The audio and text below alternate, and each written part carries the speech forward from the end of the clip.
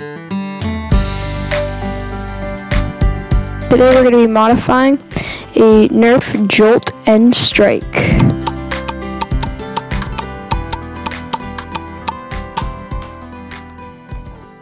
And as you heard in the intro, we are going to be modifying a Nerf Jolt N-Strike. We're going to be taking out this spring, which has tension, but not that much, and replacing it with the Adventure Force spring, which you can see it's a lot bigger, but it surprisingly is the same diameter, which will mean it'll fit in the Jolt. We're going to do our first test without any changes to the Jolt yet. And as you can see, it works pretty well. I personally really like the Jolt, and I think it works really well. The first step to modifying the Jolt is taking out the spring compartment. What you need to do is unscrew these 4 screws, but make sure you do not lose any of the screws. It popped out on me, and I lost one of the screws. I later found it, but this is just very important not to lose any screws. Because if you put the bigger spring in it, it may explode in your hands, which will be dangerous. And it will be greasy. I pulled it out and forgot how much grease was going to be on it. The next step is going to be removing the spring from the spring compartment. To do this, there's just one screw you need to unscrew from the top. You pull off the cap, and then you just pull off the screw. This is the easiest of the steps, which sucks, because the next step is immensely hard. This I spent about 10 minutes on.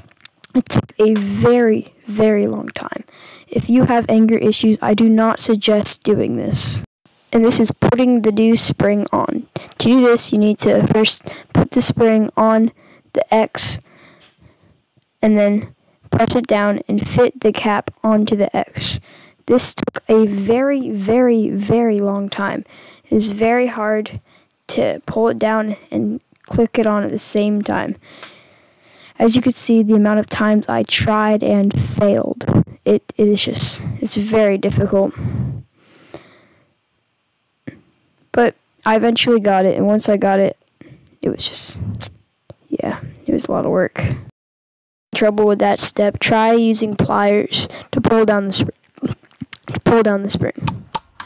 And that's my cool transition, by the way. The next step is screwing the spring back into the compartment. To do this, you're first going to need to pull the trigger and then push in the spring.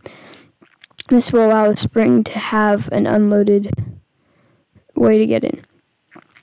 You'll be able to screw it in when you feel and hear a click, and it slides into place. When you do that, all you need to do is screw the 4 screws in really tightly. If you don't do this, it will explode in your hand. Not like LiPo batteries explosion, but it'll pop off, and you don't want that to happen, because then you'll have to redo everything, and it might just break the Jolt. And I do not like broken Jolts.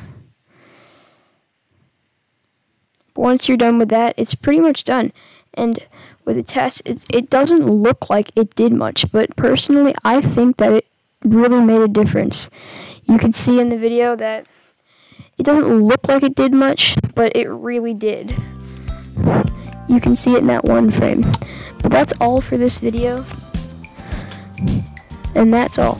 This is actually my first video, so if you like this, please consider subscribing and supporting the channel.